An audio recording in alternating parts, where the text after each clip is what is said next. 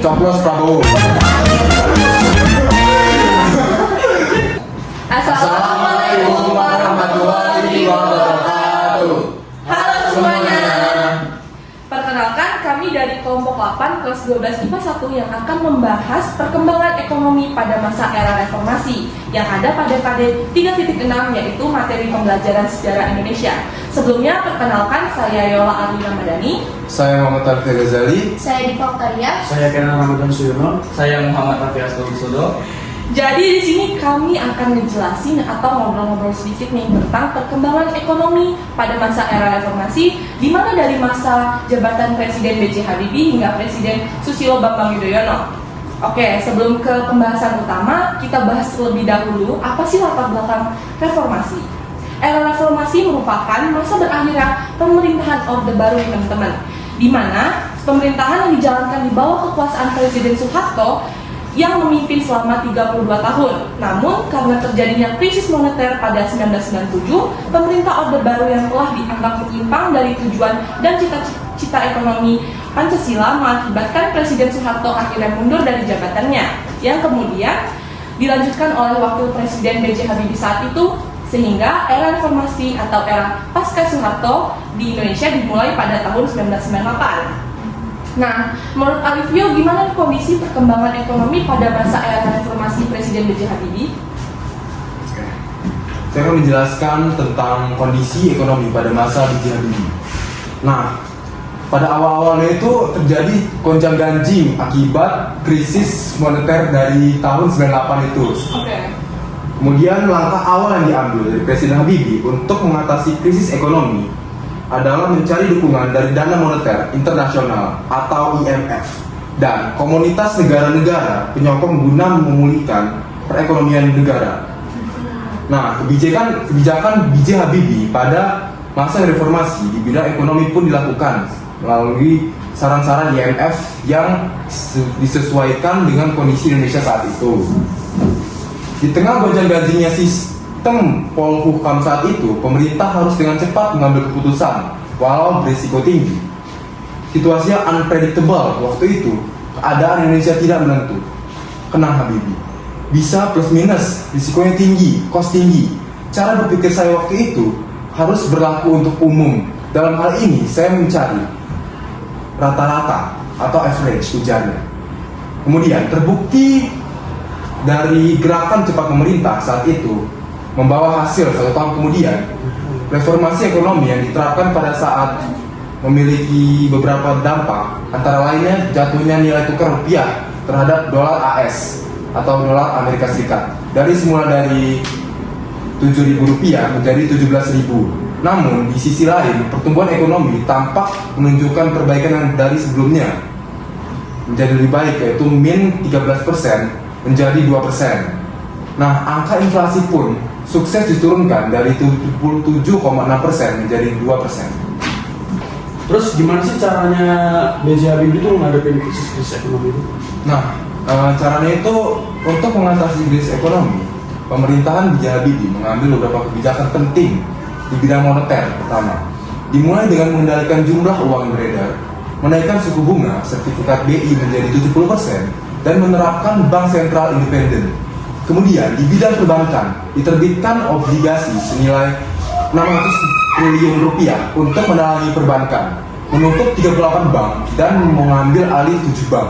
Di bidang fiskal, sejumlah proyek infrastruktur dibatalkan, juga perlakuan khusus bagi mobil nasional, dan membiayai program laring pengaman sosial. Sedangkan di bidang korporasi, utang swasta restrukturasi melalui skema Indonesia Debt Restructuring Agency atau INDRA dan Prakarsa Jakarta, serta menghentikan praktek monopoli yang selama ini dilakukan Bulog dan Pertamina.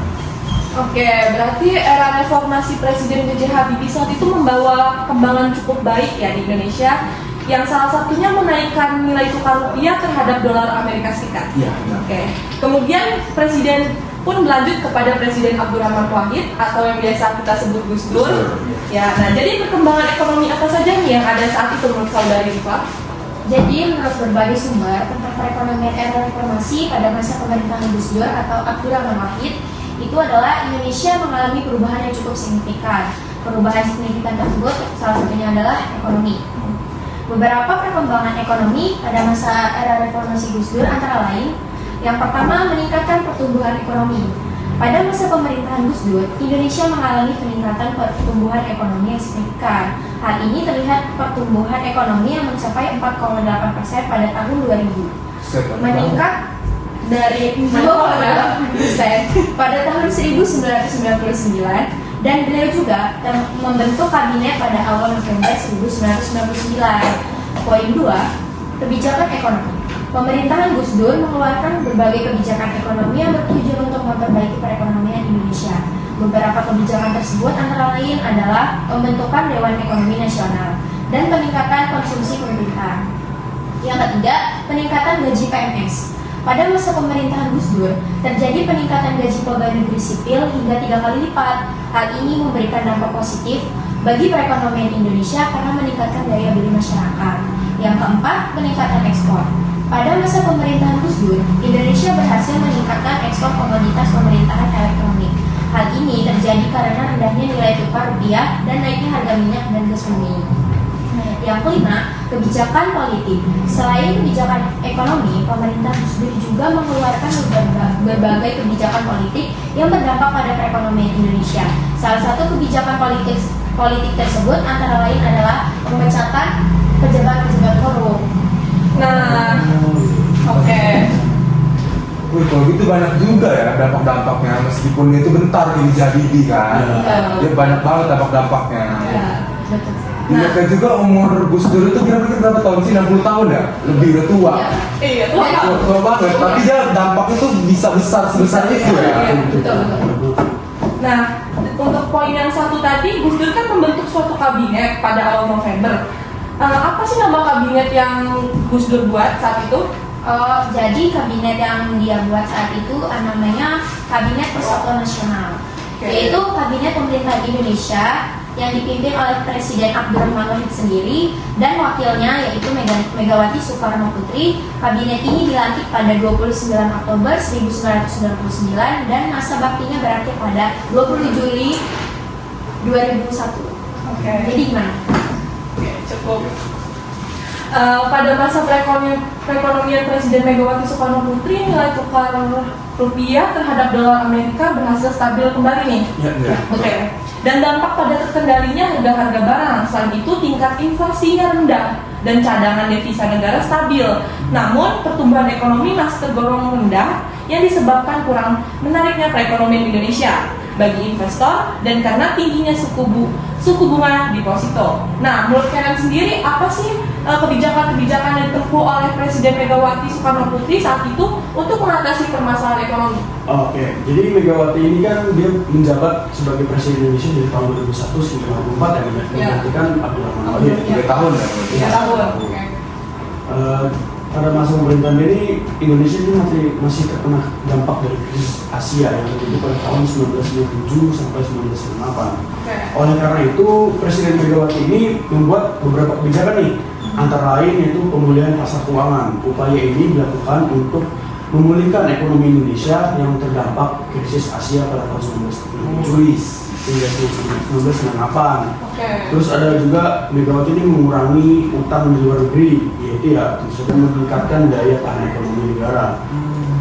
Terus juga pembangunan infrastruktur, karena Ibu Megawati ini yakin dengan membangun infrastruktur di seluruh daerah itu dapat menguatkan ekonomi di daerah-daerah tersebut dan akan berdampak pada ekonomi nasional dan pasti akan menguat juga. Nah, yang keempat yaitu perkembangan sektor pertanian dan industri. Langkah-langkah ini diambil untuk mengembangkan sektor pertanian dan industri guna diversifikasi ekonomi untuk penciptaan lapangan kerja. Yang kelima ada program pengentasan kemiskinan. Tentu saja langkah-langkah ini diambil oleh Ibu Megawati untuk mengurangi angka kemiskinan di Indonesia. Nah, pada masa pemerintahan dia ini banyak banget dampak-dampak positif bagi ekonomi Indonesia. Apa itu? Yang pertama yaitu pertumbuhan ekonomi Indonesia tumbuh dari 3% menjadi 5%. Yang kenaikan 2% itu ya cukup tinggi.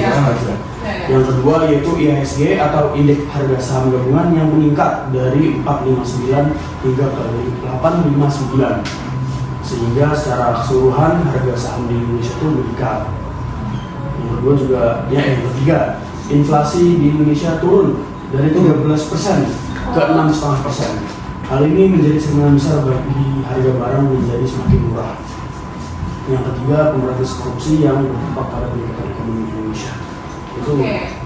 Cukup banyak juga ya kebijakan-kebijakan yang ada saat itu. Oh, iya, Itu 3 tahun loh. Iya, Itu 3 tahun. Pusing ya. Pusing ya, dari Megawati. Oh, iya. Ya. Aduh. Aduh. Mana? Oke, jadi kira-kira kalau tadi kan siapa? Ibu Mega.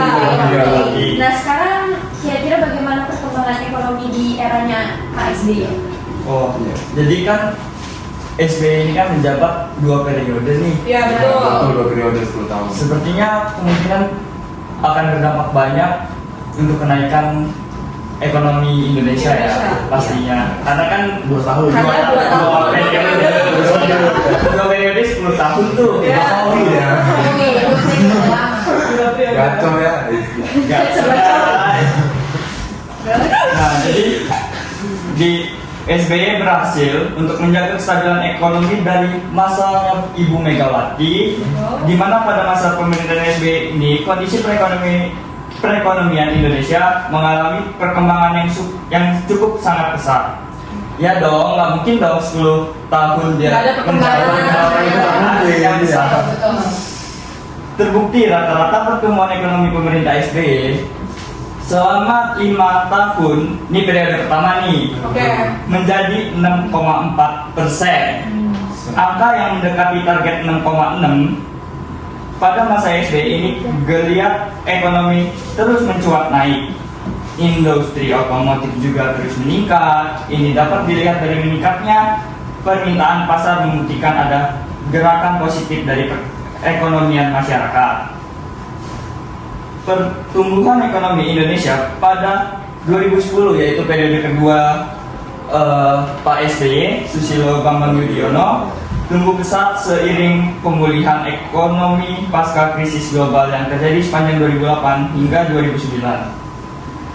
Buktinya, perekonomian Indonesia mampu bertahan di tengah krisis dan finansial yang melanda di zona Eropa. Ekonomi Indonesia akan terus mengalami kepesatan dan mampu bertahan meskipun realitanya sempat terpengaruh oleh hantaman krisis yang melanda. Geliat pertumbuhan ekonomi Indonesia akan bertambah baik apabila mampu menyesuaikan dengan kondisi global. Dengan kesuksesan yang dibawa Susilo Bambang Yudhoyono terkait pertumbuhan ekonomi di Indonesia, Perdana Menteri Wen Jiabao memuji kepemimpinan SBY yang telah membawa kemajuan pesat bagi perekonomian di Indonesia. Kata Jiabao, di bawah kepemimpinan SBY, Indonesia dapat mencapai kemajuan ekonomi sehingga kerjasama bilateral Indonesia sampai Cina bisa mencapai kemesraan strategis. Jadi Oke. begitu. Cukup ini juga ya perkembangannya ya, cukup membaik setelah Presiden Megawati lanjut Tapi itu ke termasuk wajar juga masih ya, 10 tahun itu kan waktu yang sangat sangat panjang. panjang kan. Iya, nggak bentar. Jadi nggak heran kalau misalnya ekonominya mencuat. Iya, Tuh, tuh, gitu nggak heran. Sebelum penutupan nih, tadi kan baru penjelasan perkembangan Iya. di masa SBY. Iya. Ini ada kebijakannya loh. Kalian pengen tahu nggak sih? Boleh. Boleh banget.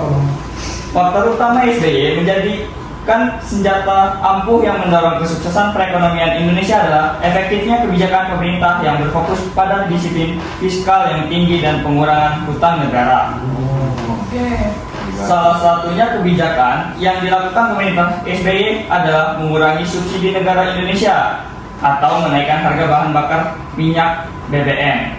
Kebijakan bantuan langsung kepada rakyat yang termasuk kategori ekonomi lemah, dan ini bisa dilihat pendapatan per bulan kurang lebih dari Rp1.000. Kebijakan menyalurkan dana bantuan operasional sekolah atau dana BOS kepada sarana pendidik yang ada di berbagai daerah Indonesia. Selain itu, kebijakan pemerintah SBY terkait dalam bidang pendidikan diantaranya adalah meningkatkan anggaran pendidikan menjadi 20% dari keseluruhan APBN. Wih, berarti Cukup. di masa SBY itu pendidikan difokuskan banget ya? Berarti terfokuskan kepada pendidikan ya. Iya. Sejatinya di masa pemerintahan SBY, selama 2 periode ini sudah banyak perubahan-perubahan yang dialami oleh negara Indonesia, baik di masa jabatan pemerintah SBY atau di masa SBY Budiono selama 10 tahun. Ini bisa menghantarkan Indonesia lebih maju, khususnya dari perkembangan ekonomi dan kebijakan-kebijakan lainnya. Namun apa yang telah dicapai dari berbagai perubahan-perubahan ini merupakan hasil dari visi dan perencanaan pemerintahan SBY. Dapat dibayangkan hal-hal lain yang akan terjadi dalam pemerintahan yang akan berjalan untuk beberapa tahun ke depan. Nah, jadi gimana nih guys kebijakan-kebijakan yang udah dijelasin tadi sama Asto? Bagus banget ya. Cukup berkembang ya di masa itu. Sangat berkembang sih kalau gue 10 Iya. tahun itu. 10 tahun ya. Apalagi dia berfokus pada pendidikan kan untuk Iya, Iya, benar-benar. istilahnya benar dengan UUD kita mencerdaskan kebangsaan. Mencerdaskan Oh, iya. kehidupan bangsa. Betul. Tapi dia juga pendidikan tau. Gue dengernya tadi dari militer ya mas. Iya. Militer juga. Oh, dan berarti dari segi militer pun dilihat ya. Dilihat dari segala aspek. Perubahan. Jadi Iya, anak-anak sampai TNI kalau gitu ya. Iya dong. Dia juga kan mungkin dia juga dulunya banyak melakukan misi-misi di pada masa menjadi pasukan tuh. Oh, iya. Ya, pasti dia TNI ya. pasti dia punya Basic militer basic ya. militer atau bisa mengundang negara-negara lain untuk bekerja sama-sama Oh. Indonesia. Mirip Prabowo ya. Iya. Prabowo ya. Coblos Prabowo.